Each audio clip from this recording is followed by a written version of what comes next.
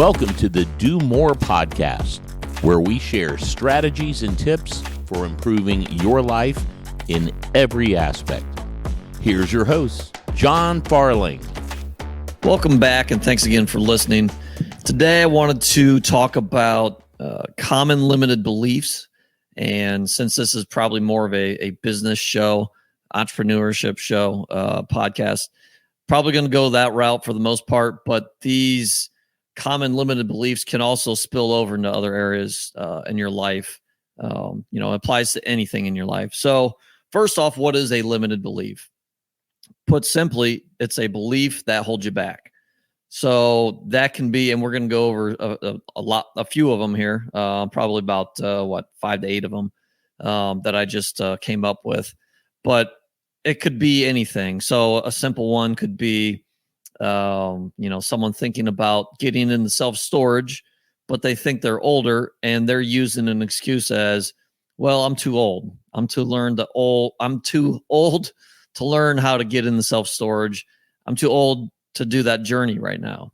That's a limited belief, right? Now, if you're 110 years old, are you too old? I'm not going to age discriminate, but maybe you are towards the end of your journey there to where it may not make sense.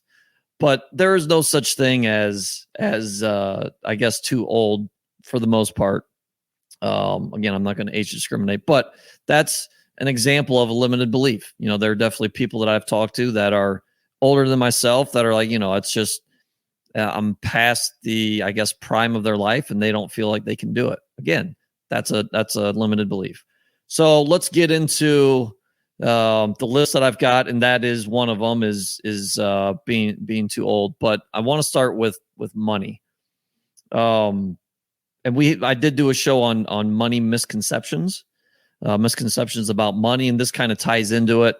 But a common limited belief that we're taught is saving money will make you rich or even secure, towards retirement, towards your career or whatever. It's not going to happen. Saving money will not get you there. Money's depreciating every single day. I believe the last 3 years it's depreciated more than any other time in our ever, from what I know. Someone can fact check me there, but saving money will not make you rich. And in my opinion, that also includes savings accounts, which includes like 401ks, Roth IRAs, stuff like that. Now, there are times and instances where I believe it is powerful to use those resources, like a 401k if you're working a W-2 and you don't understand the outside world investing. And that can include anything, not just real estate, but that could include investing in a partnership or someone else's business or a passive investor in something else. If you don't understand those principles, then a 401k may be basically your only option. And it will give you some money at retirement. It will not make you rich. 401k will not make you rich. Only way to get there is if you're a day trader and you completely understand the game of stocks and all that stuff. So my first one is you cannot save. And this is kind of different with limiting belief, but it's something that we're taught that is on top of my mind today that I kind of want to talk about. So saving money will make you rich. It's not true. It's not going to happen. Another one, a common limited belief that I hear a lot and run into is people quitting their jobs. So, and these are things that we're going to talk about in a little bit, but these are things that we're kind of taught growing up, that a W-2 job is more secure. Any job that you're hired by, right, is more secure than starting your own thing, starting your own business. We're not taught in schools, or for the most of us growing up, that starting a business, going out on our own, could be more beneficial than going to work for somebody. We're just not taught that, especially in schools. And schools are meant to train us to be employees. That's where they started. I believe with the Rockefellers, it hasn't changed. That's what they're trying to do. They're trying to pump out employees. Don't get me wrong. We need employees. I have some, they're great. And not everyone needs to be an entrepreneur or wants to be an entrepreneur. But if you got that itch, That's kind of why I'm bringing this up. So yeah, so a common limiting belief with quitting their job is it's not as secure. It's not what we're taught, and it's obviously different, right? As far as the world of entrepreneurs or people trying to build a side hustle or a hustle on their own, it's definitely in the minority. I don't know what the percentage is. My guess is it's probably not even 10% of our population in the U.S. that are entrepreneurs. Going to go back to too old or too young, right? Now, if you're, I've got kids that are 6 and 9 years old. If they want to invest in self-storage, could my 6-year-old go and get a loan? No. Could he partner with somebody and kind of learn from them? Yeah. So really, yes, you can be too young and you can be too old, but clear opposite ends of the spectrum, right? My daughter, who's 9, she could partner with somebody. Obviously, that somebody would probably be me or someone that I know, if she wanted to get into a business or self-storage or whatever it would be. But she's not too young for that. Look at our politicians. They're late 70s, 80 years old, and they're basically running our country, which one I think is insane, but they're not saying that they're too old to run the country. So why do you think you're too old to get into a business, start your own business, or, get in the real estate? There's no such thing. It's kind of what we've been taught. Not enough time. This is another big one that I hear a lot is, and a lot of times I don't hear it directly, but I hear it in between kind of what people are telling me as far as, they go to work, working 9 to 5. They've got family time. They have kids' sports. They claim that they don't have enough time. They don't have that extra hour, 2 hours, 3 hours a day to start a side hustle, to learn a side hustle, whatever that is. Learn it, implement things, and take action. And deep down, it's our unconscious thoughts, fears, and we're going to go into that a little bit too. That's stopping us. It's not because you don't have enough time. We all have the same amount of time. I started a multi-million-dollar business while I worked a full-time 9 to 5 job. Actually, it was more than 9 to 5. Worked a job. Actually, I started it while I was coaching basketball. So not only was I working a full-time job coaching basketball, I also started a real estate investing business. So I did 3 things there. I feel like I did another side hustle there that was short-lived, but and that was when we had our first kid.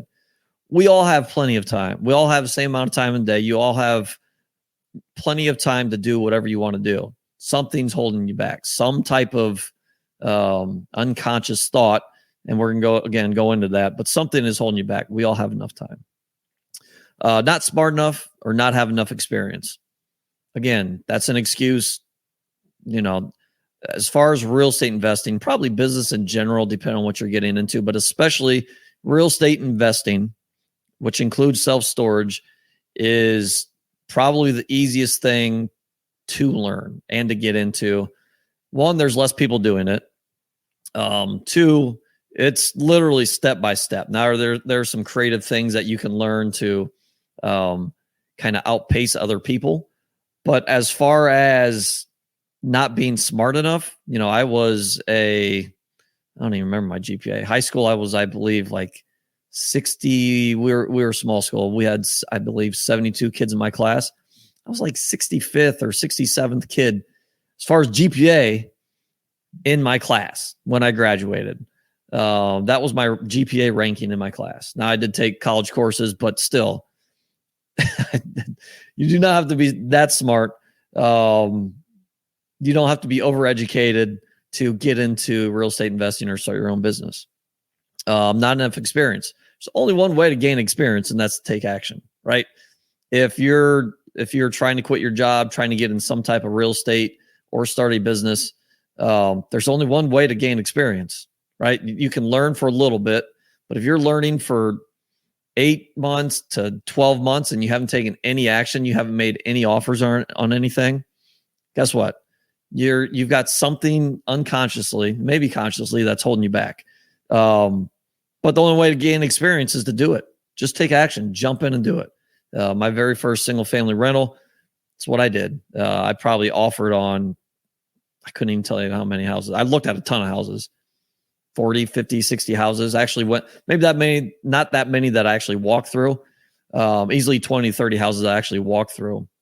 But I underwrote houses like crazy to see what worked for me. And I learned along the way. And that's taking action and gaining experience. Another one is not enough money, which is kind of related to, kind of not related to saving money to get rich. I hear it a lot. I don't have enough money, or, I'm in a good spot right now. I feel safe. I feel secure. You may feel safe and secure. And that's also what society has been telling us, that we're a certain age, we have this amount of money, we can retire by the time we're 65, 70, and then you're going to live on less money than what you're making now. To me, that's not safe or secure. You're relying on your 401k, you're relying on government, you're relying on a lot of things out of your control. But back to not enough money. I know a ton of people, in fact, majority of the people that I know that are in, especially real estate investing, got in without their own money. I've been fortunate enough to where I did have a decent paying job for about a decade and was able to save, but it took me longer in order to invest my own deals. But a lot of my friends that are real estate investors, they use none of their own money, and they're now multimillionaires in real estate investing. So again, you do not need to have your own money whatsoever. You don't need to have experience. You don't need to do any of this stuff. And it's not just real estate investing. It's whatever you want to do. You just have to take action. So those are some of the most common limited beliefs that I believe we run into day to day and that I hear. So again, I did talk about saving money will make you rich. I kind of want to talk about a few things there. Talked about quitting your job to start your own business. Too old or too young, not enough time, you're not smart enough, not enough experience, and not enough money. I run into those almost daily when I talk to people about quitting their job or getting in the real estate investing, starting their own business, whatever it is. Those are the things that I hear. And me hearing those, I've said those things and thought those things. And there's a reason why. So I want to talk about what causes these. One could be fear, right? And I think we're all there. I've been there. There's my guess is there's probably not a single there's probably not a single person that started their own venture, their own business, real estate investing, that did not have some type of fear. Fear of what happens if this doesn't succeed. Fear of what will people think if I don't succeed. Fear of, will I go bankrupt? Will I be homeless? All those thoughts, right? And you've got to rewire your brain and reframe things and take those out and think about what could possibly happen if you took this huge leap and started your own thing. What good could come out of it? Maybe you get out of a job that you don't like. Maybe you secure your financial freedom, financial security for the future by taking this leap. And when I say leap, maybe it's a small jump, right? For myself, when I got into real estate investing, I bought one single family rental. And then the next year I bought another one. The next year I bought another one. The next year I bought another one. So I bought 4, and then I did a flip in there too. To me, obviously that was, looking back, that was slow, but I took these kind of, in a way, baby steps to build up. More than likely, you're not going to just land one deal and quit your job 2 months later. Can it happen? Absolutely. Does it happen all that often? Usually it's a longer grind than that. So keep that in mind. It's not going to happen overnight. If it does, awesome, but there's a good chance it's not going to.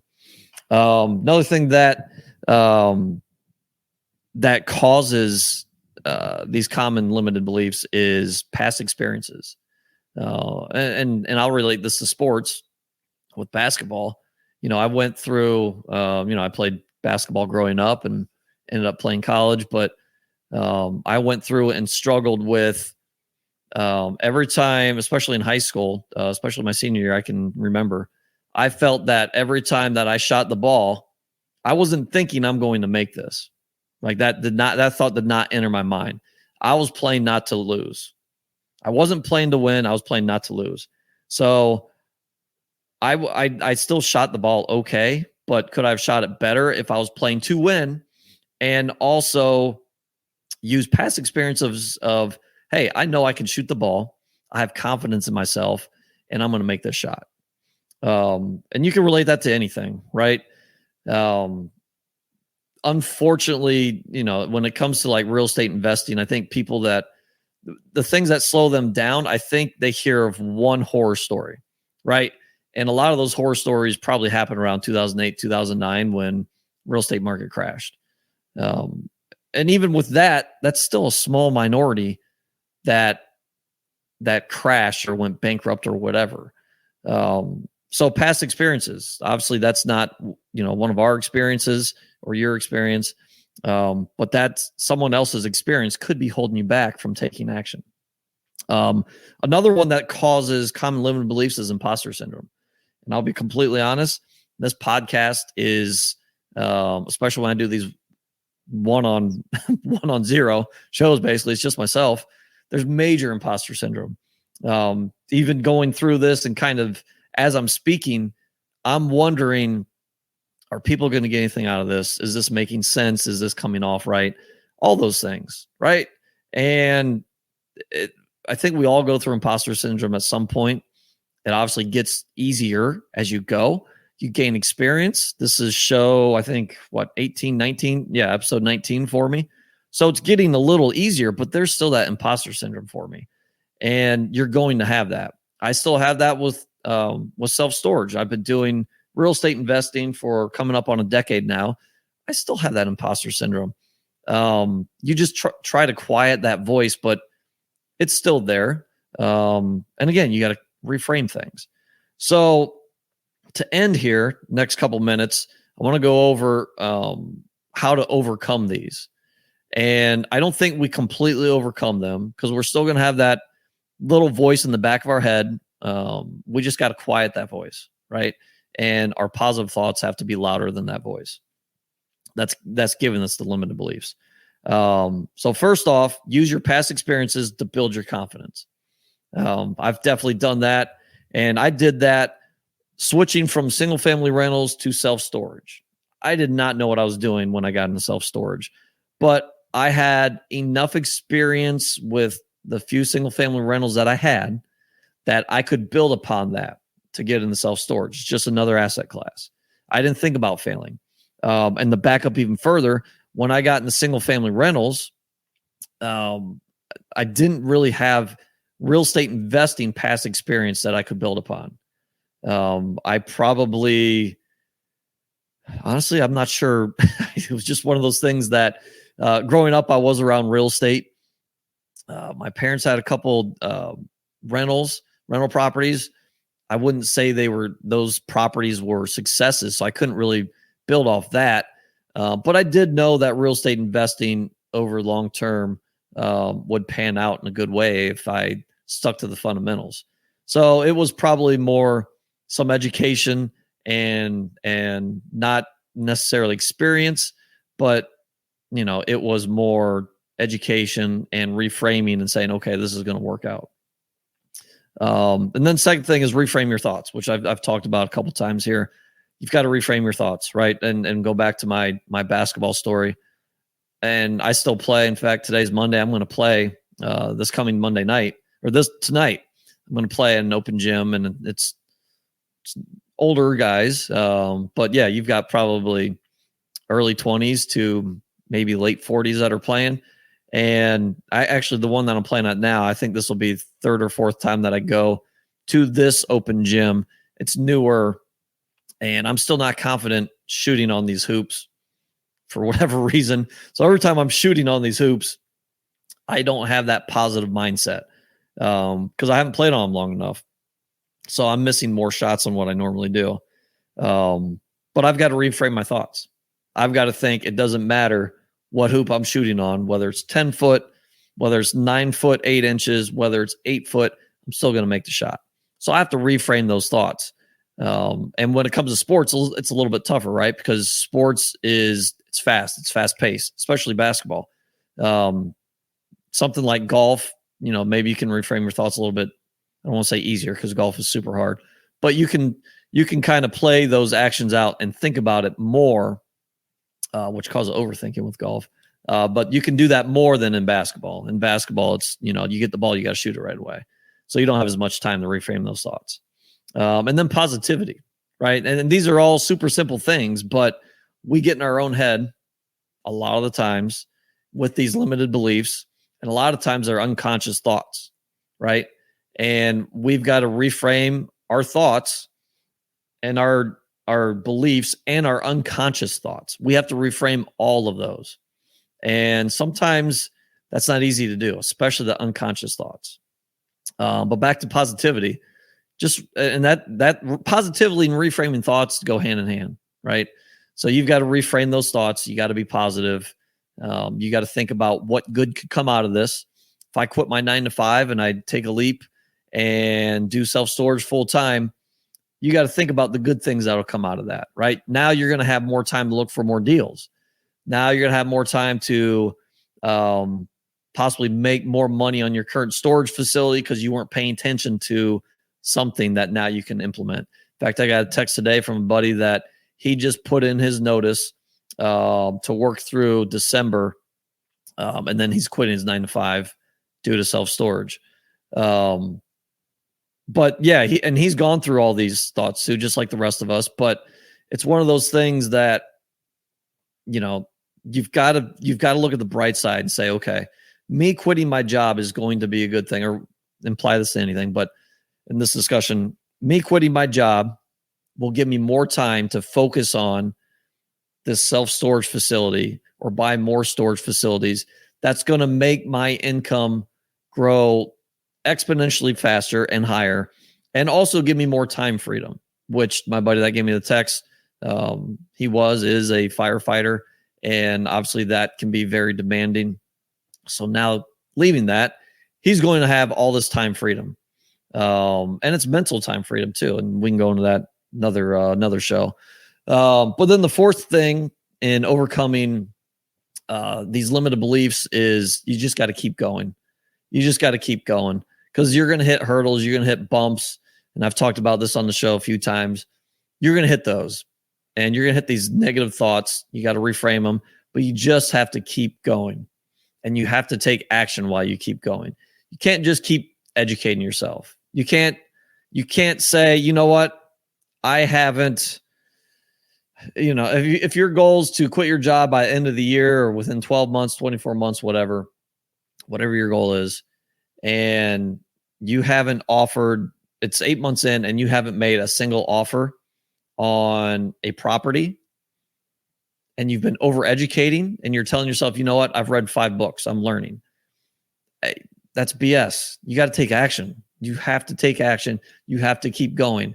And you can continue to educate yourself while you're going. But I see a lot of overeducating yourself, and analysis paralysis, which is where you're just overthinking things. Those two things go hand in hand. So as far as keep going, you've got to keep going and taking good action. And in the real estate investing world, that means looking at deals, underwriting deals, and making offers. So that's all I've got today.